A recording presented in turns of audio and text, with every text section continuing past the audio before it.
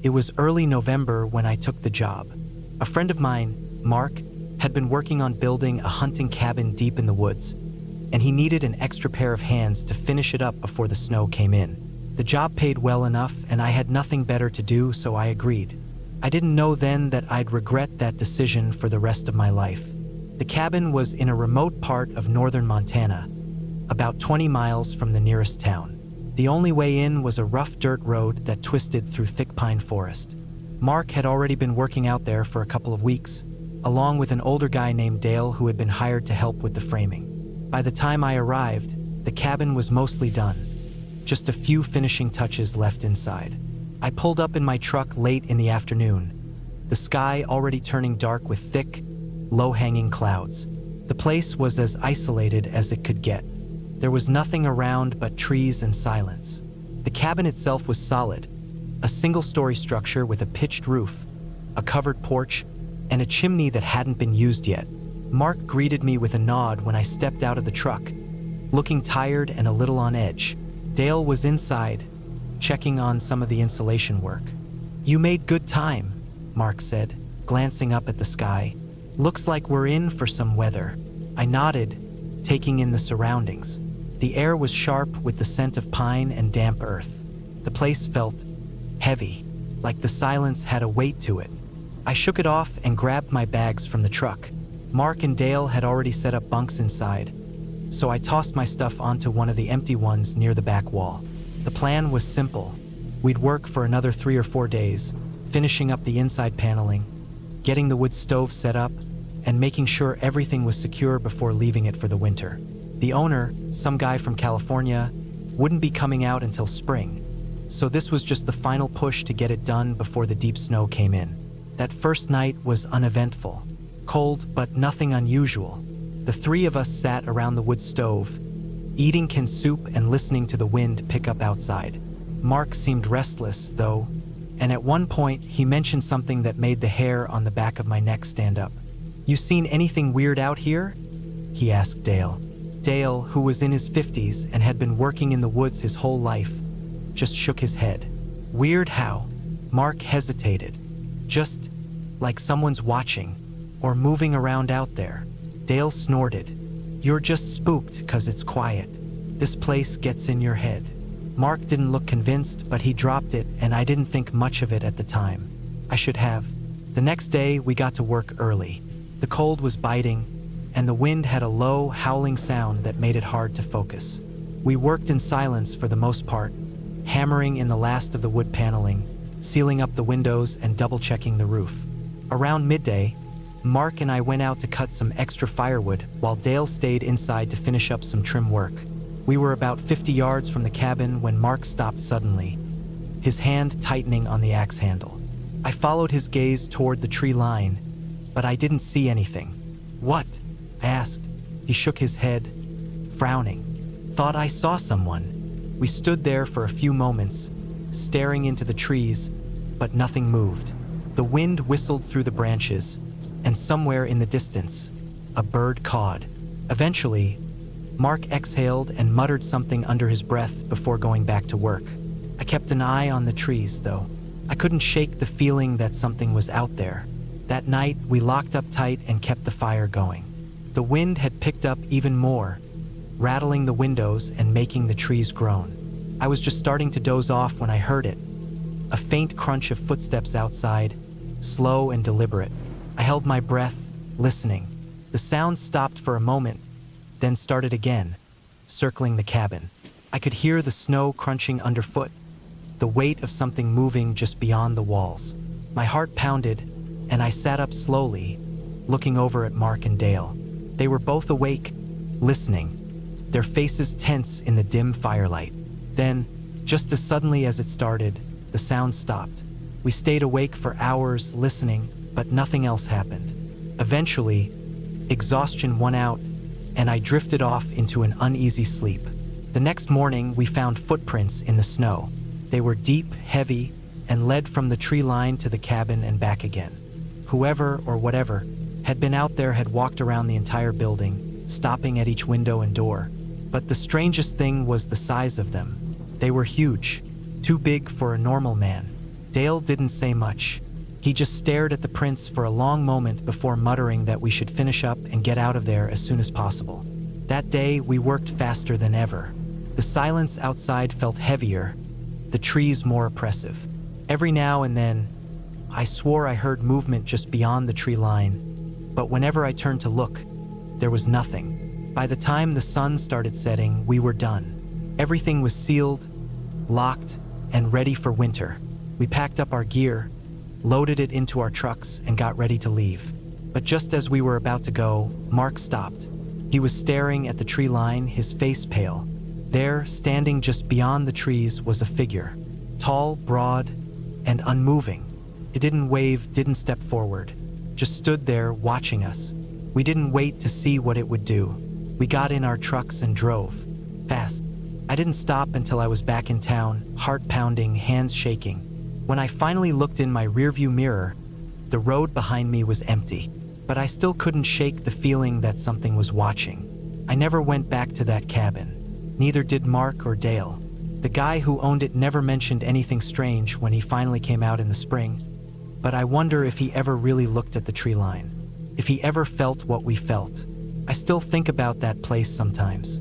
About the footprints, the watching figure, the weight of that silence. And I wonder if it's still out there, waiting.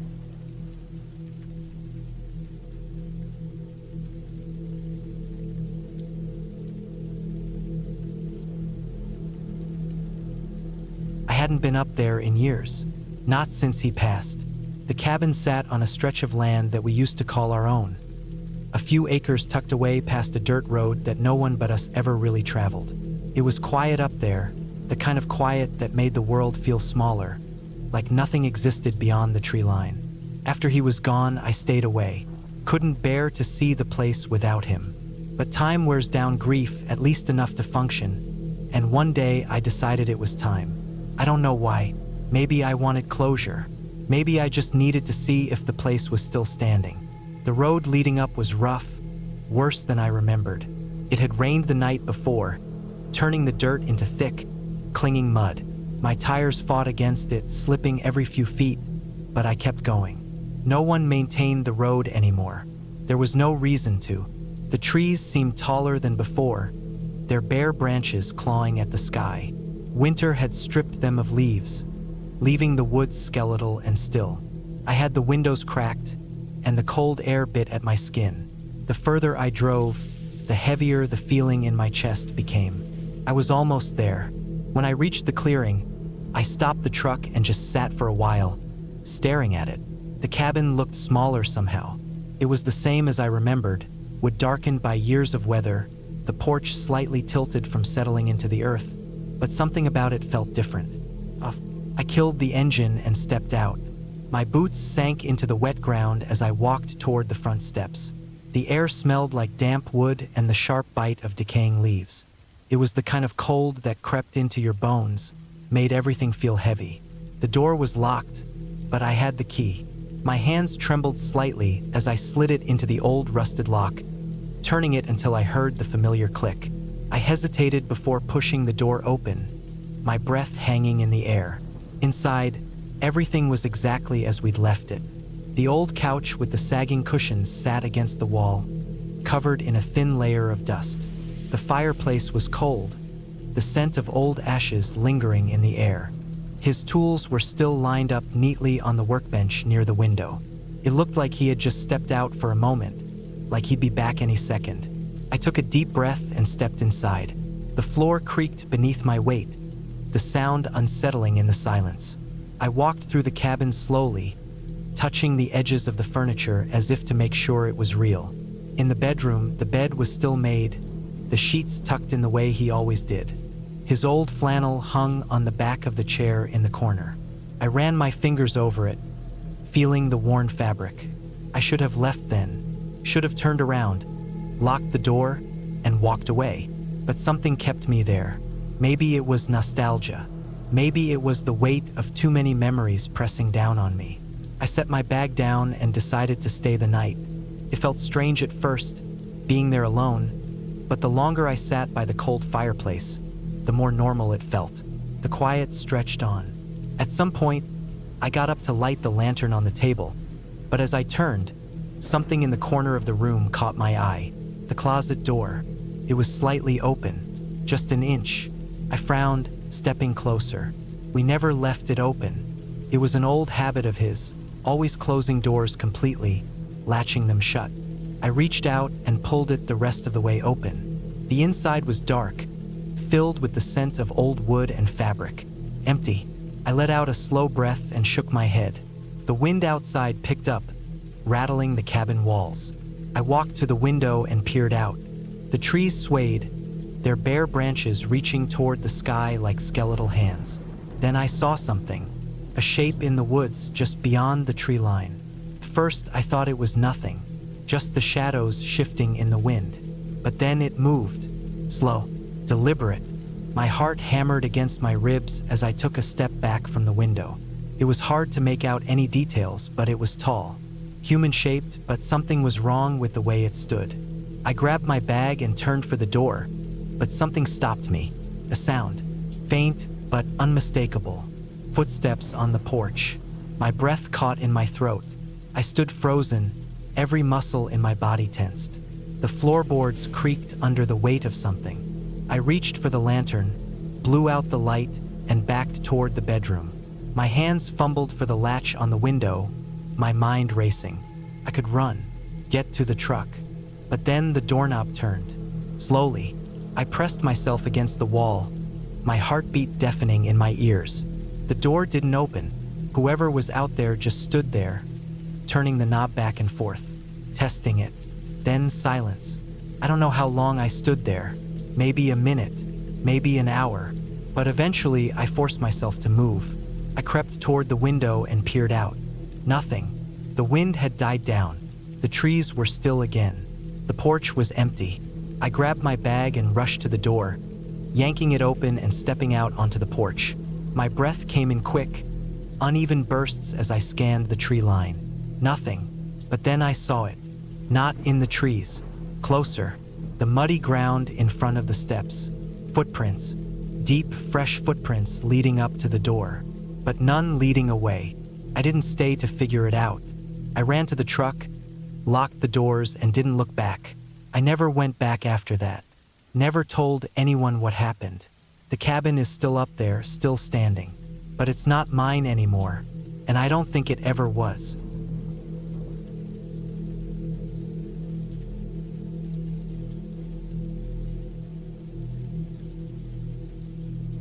I had been with the department for 12 years when it happened. It was one of those assignments that seemed easy on paper. Watch over a remote cabin in the middle of nowhere while a case unfolded. A waiting game, really. We weren't sure if anyone was going to show up, but if they did, it wouldn't be for anything good. The cabin belonged to a guy named Robert Langley. He was a suspect in an ongoing drug trafficking case. Not a major player, but connected enough to be useful. He owned a small shipping company, just a front for moving things he wasn't supposed to. The case against him wasn't strong, but federal agencies had been looking at him for a while. He had disappeared 2 weeks earlier, just before an expected meeting with one of his suppliers. His house had been searched, his business combed through, but he was nowhere to be found. The department thought he might show up at his cabin, his little retreat deep in the woods. There wasn't much around for miles, just trees, dirt roads, and quiet. The kind of place you'd go if you wanted to stay off the radar. If Langley was on the run, he might stop there for supplies or to lie low. That's where I came in. My job was simple: sit tight, watch the place, and report anything suspicious. If Langley showed up, I wasn't supposed to engage, just radio it in and wait for backup. Sounded easy. I thought it was going to be boring. I was wrong. The cabin was about 40 miles from the nearest town, hidden off an unmarked road that barely counted as a path. I drove out there in an unmarked SUV, packed with supplies, enough to last me a few days. The cabin itself was small, old, but sturdy. A single-story structure with faded wooden walls and a slanted metal roof. There was a small porch out front, a stone chimney on one side, and a shed a few yards away. No electricity, no running water. Just a fireplace, a few lanterns, and whatever had been left behind. I set myself up inside, checking my radio, making sure my gear was in order. The department had left a cot and a few other essentials. I had my service weapon, a rifle, and a pair of binoculars for keeping an eye on the tree line. There was only one road in and out, but a person on foot could come from any direction. The first day was uneventful. I walked the perimeter, checking for any signs that someone had been there recently. The dirt around the cabin was dry and undisturbed. No fresh tracks, no movement in the trees. I spent most of the day sitting by the window, watching, waiting. By the second night, the isolation started to get to me. The woods were thick, pressing in from all sides. At night, the darkness was absolute, and every little sound seemed louder. The occasional rustling of branches, the snap of a twig. The wind whistled through the trees, making it feel like something was moving just out of sight. On the third night, things changed. I was sitting by the window, same as before, when I noticed something subtle but wrong. The woods were quiet, too quiet. The usual sounds, the distant hoot of an owl, the rustle of small animals were gone. It was as if everything had stopped. I reached for my rifle and stood up, scanning the tree line through the window. Nothing moved. I waited, listening. Minutes passed, then I heard it. Something shifting in the darkness, just beyond the reach of my lantern's glow. Slow, deliberate footsteps on dry leaves. I moved toward the door, keeping my rifle ready. The footsteps stopped. I waited, breathing slow, straining to hear. Then, out of nowhere, a sharp metallic clang rang out from behind the cabin. The shed. I turned fast, moving to the back window. The shed was small, barely standing, its wooden walls warped and rotting. The door was slightly ajar, swaying just a little. I knew for a fact it had been closed earlier. I stayed still, heart pounding, watching. Something wasn't right. If it was an animal, it wouldn't have opened the door like that. If it was a person, they were being careful. Then the door moved again, just an inch. Someone was in there. I raised my rifle, stepping toward the back door of the cabin. My radio was on the table, just out of reach. I had a choice: go for it and risk making noise, or stay where I was and wait. I chose to wait. Minutes passed, and nothing happened.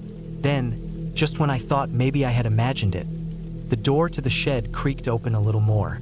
The darkness inside was thick, swallowing whatever was in there. Then I saw it, a shape barely visible in the shadows. Person. I tensed, gripping my rifle tighter. They didn't move, just stood there, half hidden in the shed's doorway. I couldn't see their face, only a vague outline.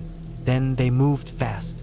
I barely had time to react before they darted out of the shed, disappearing into the trees. I swung my rifle up, but they were already gone. No sound, no trail, just gone. I swore under my breath, grabbing my radio. Suspicious movement behind the cabin, I reported. Unknown subject fled into the woods. Dispatch acknowledged, but I knew backup was too far away to help right now. I was alone. I stayed up the rest of the night, rifle in hand, watching, waiting. Nothing else happened. By morning, I checked the shed. It was empty. The door had been forced open from the outside. Whoever it was, they had been watching me, testing me. The next night, I was ready. I stayed by the window, eyes locked on the tree line. Hours passed, nothing. Then, just as I was starting to think maybe it was over, I saw movement. A figure standing just beyond the trees, barely visible in the moonlight. Watching me, I didn't move. Neither did they. Minutes stretched on, the air heavy with tension. Then, slowly, they turned and walked away, vanishing into the dark. I never saw them again. By morning, the case took a turn. Langley had been found, dead, miles away. Whatever had been happening at that cabin had nothing to do with him. Someone else had been out there with me, someone who didn't want to be seen. I packed up and left that day. The investigation into Langley's death continued, but my part was over. I never found out who had been in those woods, watching, waiting, but I never forgot that feeling. The weight of unseen eyes in the dark, the quiet patience of someone just beyond the edge of sight, and I never went back.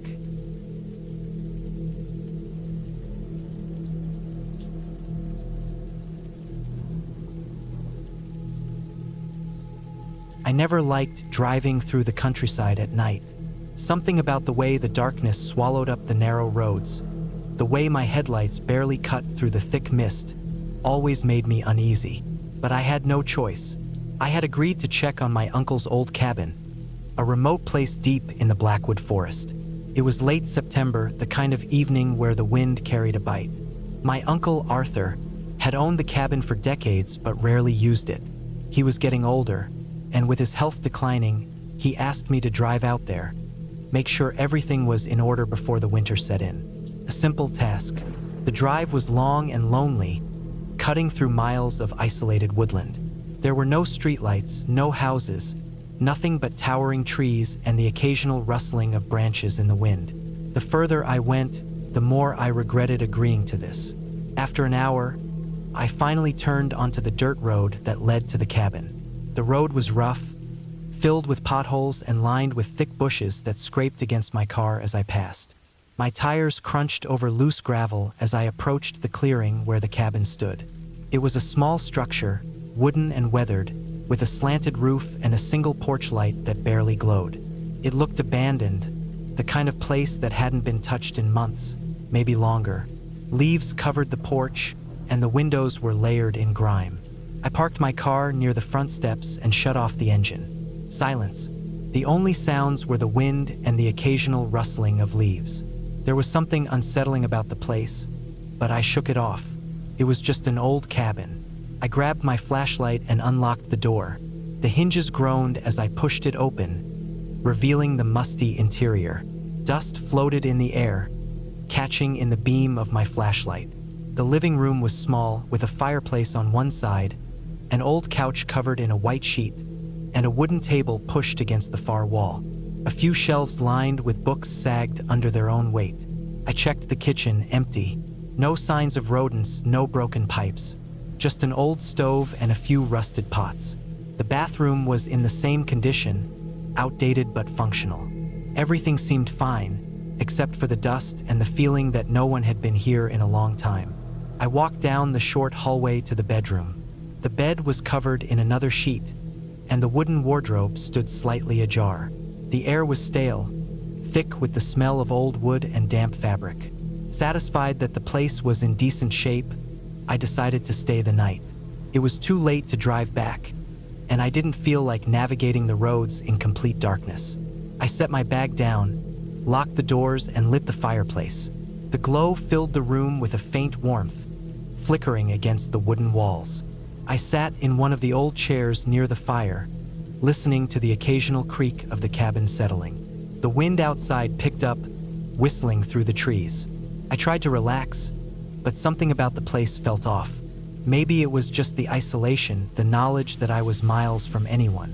I decided to step outside for a bit of fresh air. The wind had picked up, rustling the trees in every direction. I stood on the porch, staring into the blackness beyond the trees. The forest stretched endlessly, the branches swaying under the night sky.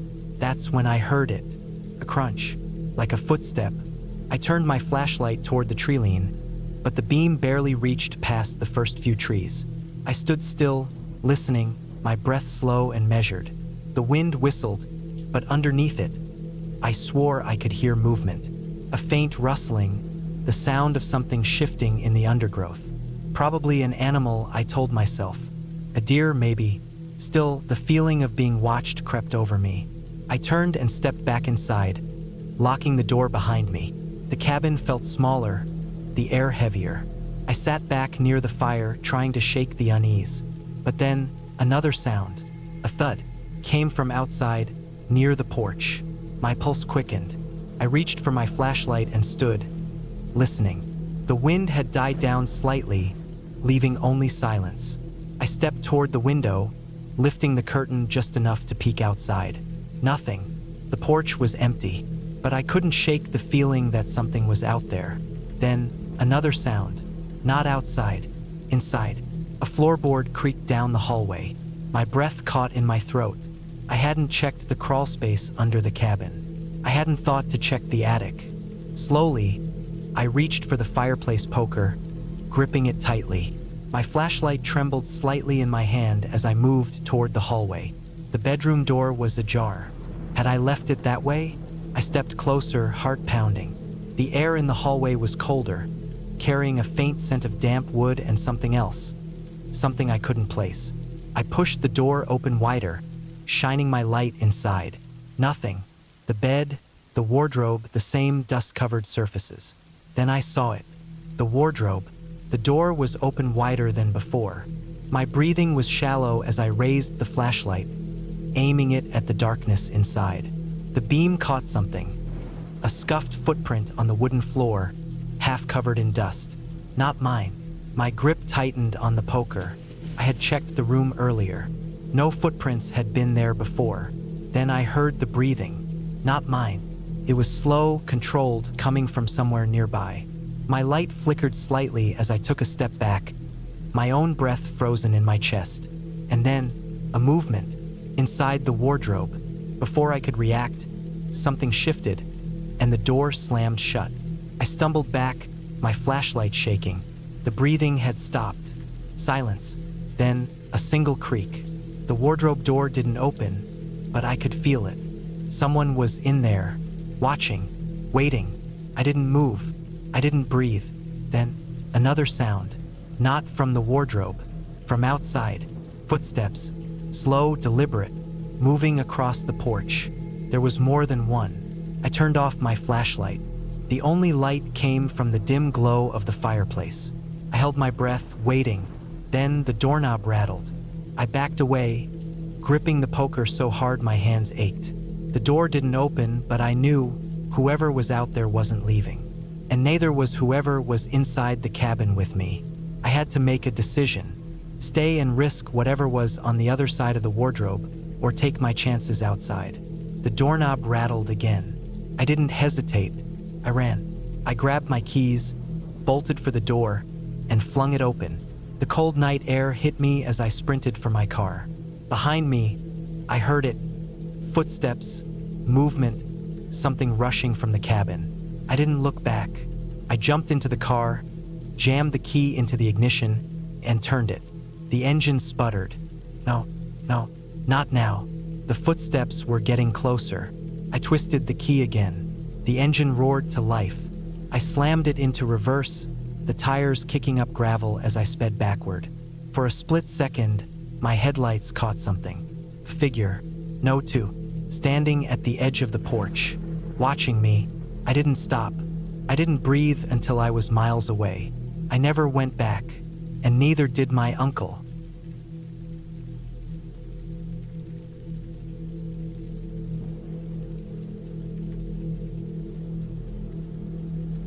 I had been hunting since I was a kid.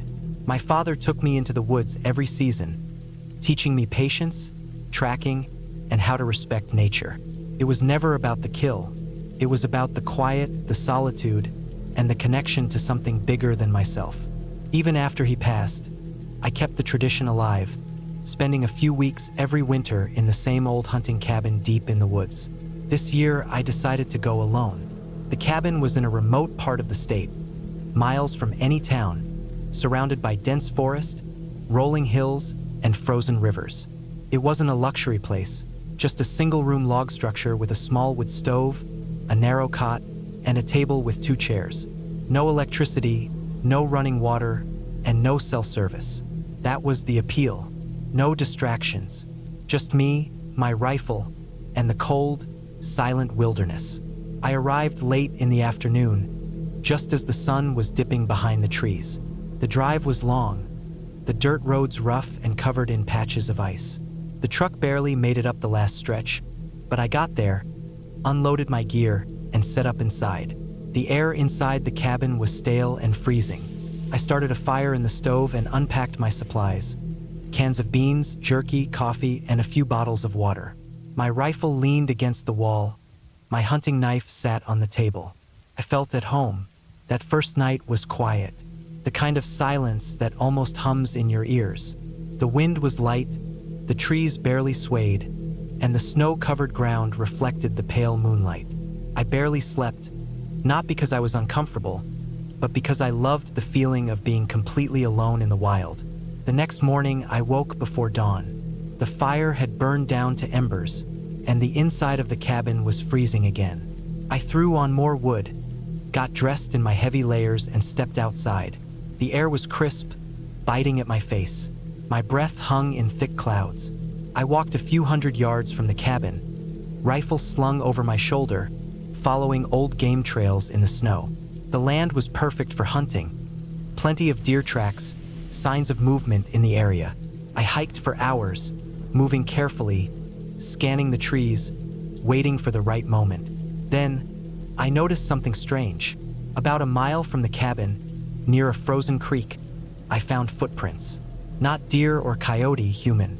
They were fresh, maybe a few hours old, leading from the trees toward the water. That didn't make sense. No one else should be out here. The nearest road was miles away, and I hadn't seen another vehicle or sign of people the entire drive up. I followed the tracks for a while, but they disappeared near the creek bed. The ice was thick enough to walk on, and I couldn't tell where the person had gone. Maybe they were just passing through, but why? I stood there for a long time, listening. The woods were quiet. No birds, no wind, just stillness. I turned back. That night, I locked the cabin door. The second night was different. I was exhausted from hiking, but I couldn't sleep. I kept waking up, listening. Sometime after midnight, I heard something outside. At first, I thought it was just the wind, but then I realized the sound was steady. Footsteps, slow, deliberate, moving around the cabin. I held my breath. The fire was still burning, casting a faint orange glow across the wooden walls. I reached for my rifle, gripping it tight, and listened. The footsteps stopped. Then, after a long silence, they started again, closer this time.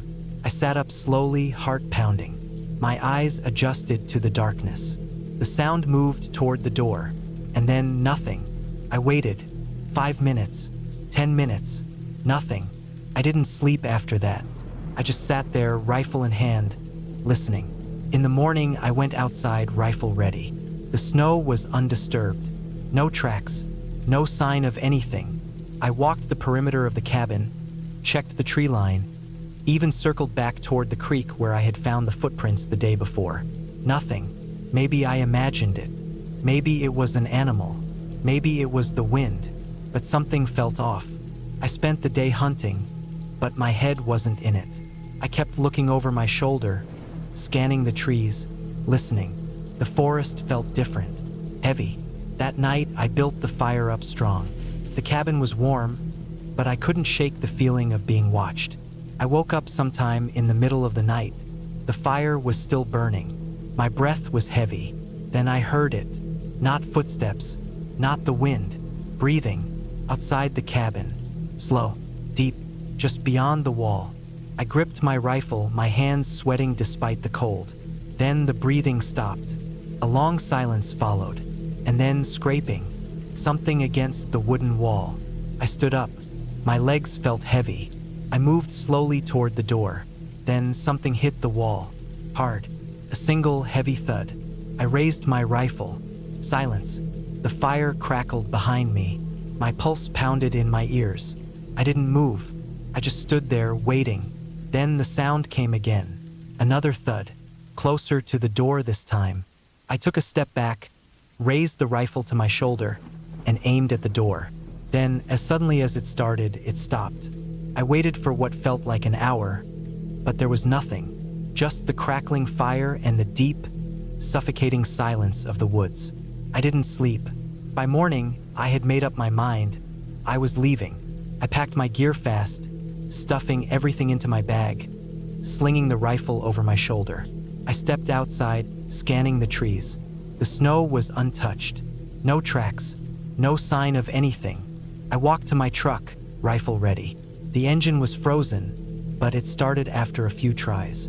As I backed down the narrow path leading out of the woods, I kept looking in the mirror, expecting to see something. Nothing. I didn't stop until I hit the main road. I never went back to that cabin. I didn't even tell anyone what happened, but I still think about it. The footsteps, the breathing, the heavy silence of the woods. Someone or something was out there, and I was never supposed to find out who.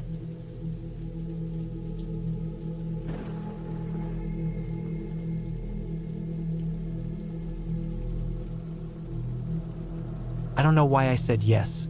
It was one of those moments where I wasn't really thinking, just agreeing out of habit. My boss, Eric, had been talking about his grandma's old cabin for months. He needed someone to help fix it up before winter made the road impassable. I had no real plans for the weekend, and when he asked if I wanted to tag along, I nodded before I thought it through. That's how I ended up on a narrow, uneven dirt road, bouncing in the passenger seat of Eric's truck, heading deeper into a part of the woods I'd never seen before. The road was bad, so bad that I doubted any normal car could handle it. Eric's truck groaned as we rolled over rocks and potholes big enough to swallow a tire. The farther we got, the more I started to question my decision. It wasn't that I didn't trust Eric. I'd worked for him for almost 2 years. He was a good guy, even if he could be a little intense at times. But there was something about the road, the woods, the thick, silent trees that pressed in on either side of us. It made me uneasy. I told myself I was just overthinking it. Then the cabin came into view. It was smaller than I expected.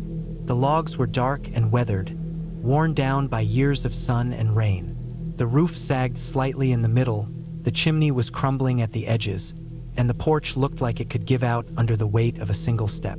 There were no other houses nearby, no power lines, nothing. Just trees stretching out for miles in every direction. Eric pulled the truck up next to the cabin and killed the engine. The silence that followed was thick. No birds, no wind, just stillness. We got out and unloaded the supplies. Tools, food, a generator. Eric hadn't been up here in years, and the cabin had no running water or electricity. He said his grandma had lived here most of her life, even when she got too old to take care of it. I tried not to think about that as I stepped inside. The inside smelled like dust and old wood. The furniture was covered in sheets, but everything else was just as his grandma had left it. Her boots by the door, a teapot on the stove, a stack of newspapers on the table from 10 years ago, felt frozen in time. We spent most of the afternoon clearing out debris. There was a lot of junk, old cans rotting with broken tools. The hours passed. The sun started to dip, and the uneasy feeling that had been sitting in my gut all day didn't go away. Then Eric found the door.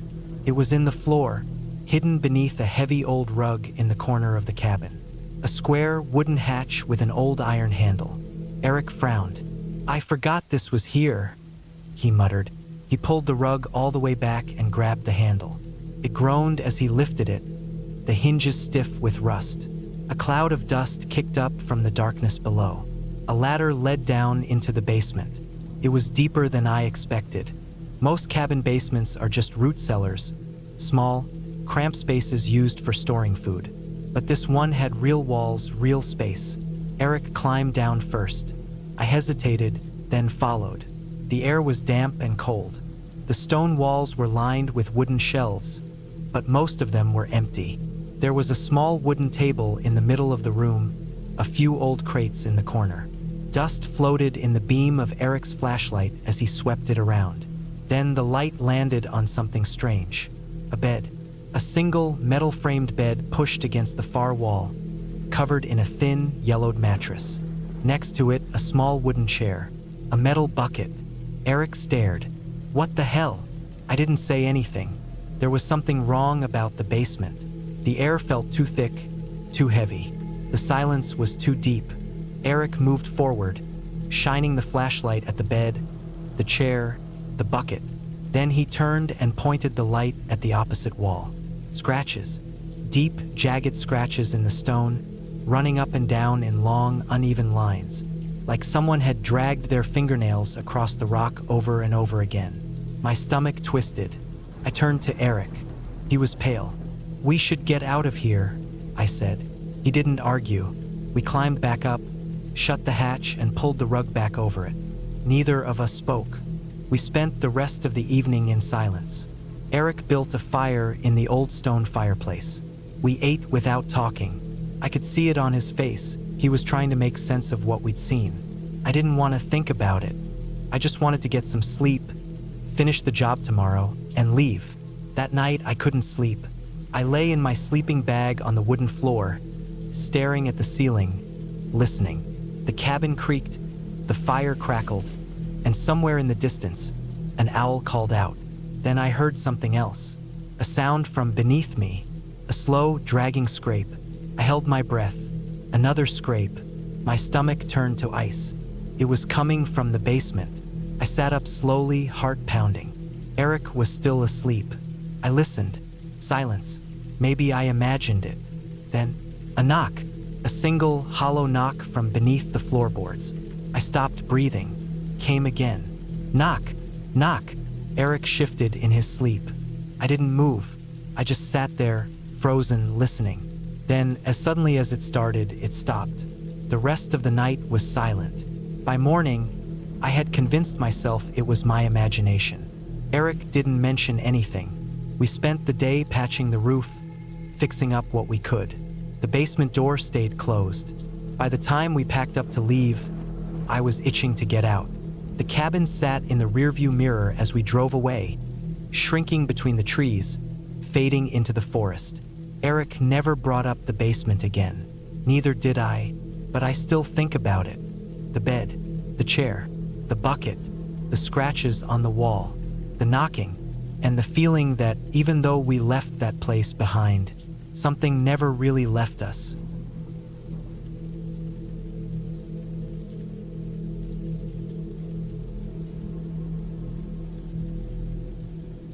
I took a deep breath as I tightened the straps on my backpack. The crisp autumn air filled my lungs, carrying the scent of damp earth and pine. The trailhead was behind me, and ahead lay the winding path into the mountains, where my grandfather's old hunting cabin sat. It had been years since I'd been there, not since I was a teenager. The cabin had been in my family for generations, passed down through the men who used it for hunting trips and solitude. My grandfather had loved the place, spending weeks up there with nothing but a rifle, a stack of old books, and the quiet of the wilderness. I needed that same quiet now. Life had been overwhelming lately.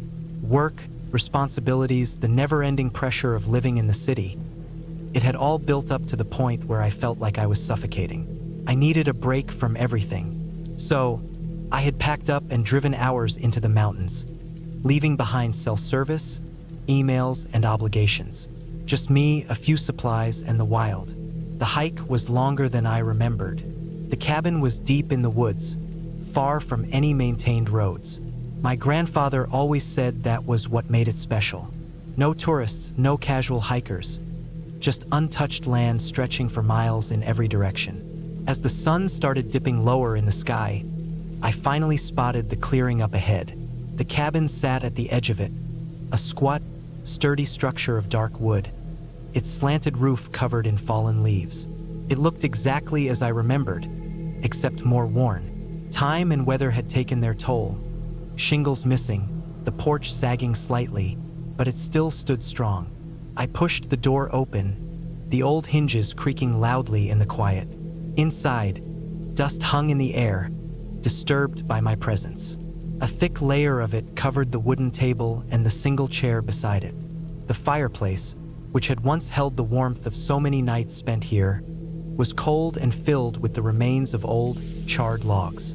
I dropped my pack near the door and went about making the place livable again. I swept out the dust, cleared the fireplace, and set up my sleeping bag in the small loft above. There had been a bed frame there once, but it had long since collapsed under the weight of years. As the sun dipped below the tree-line, I lit a fire. The flames flickered against the old wood, casting long shadows along the walls.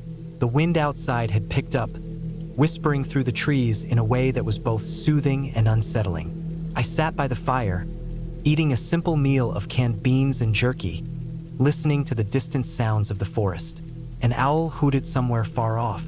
Twigs snapped in the underbrush. The woods had always been alive at night, but something felt different. It wasn't any one thing I could put my finger on, just a feeling, like the air itself was pressing in closer than usual, like the forest was watching me. I shook the thought away.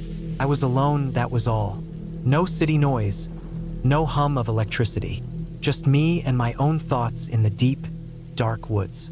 Still, I made sure to latch the door before I went to bed. I woke up to the sound of something moving outside.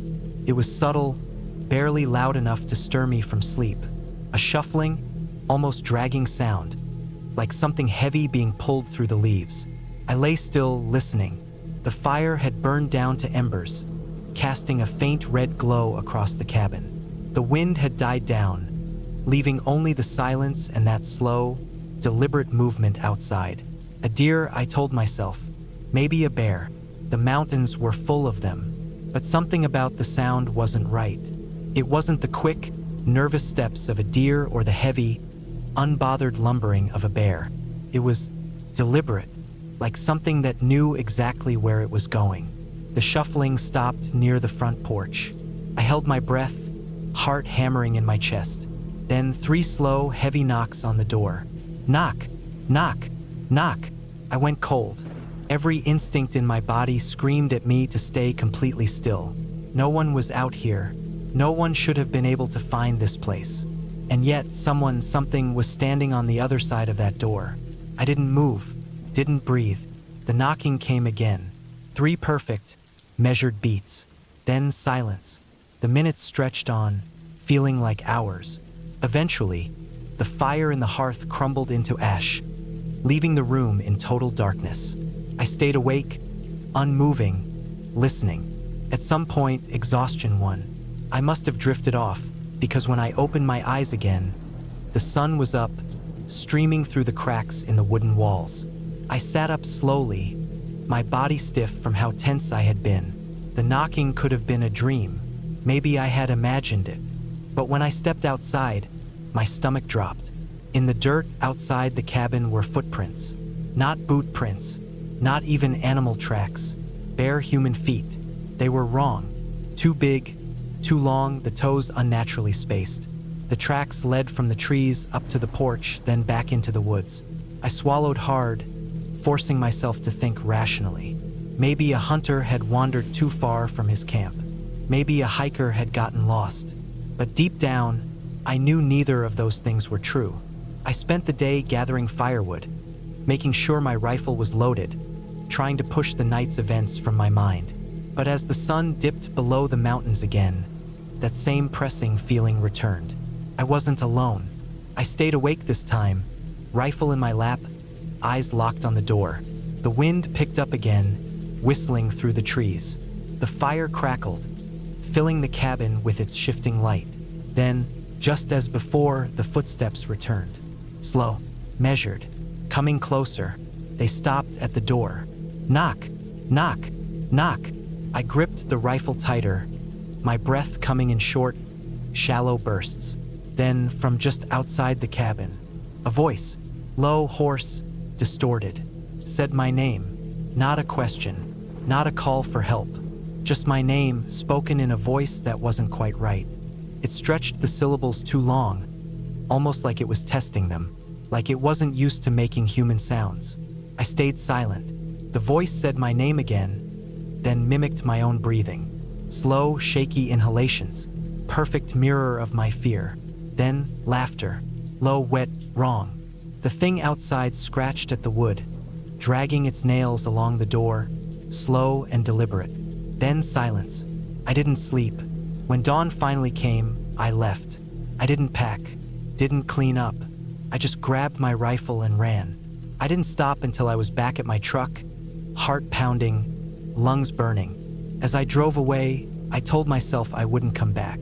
But in my rearview mirror, just before I lost sight of the woods, I saw something standing at the tree line, tall, thin, staring, and smiling.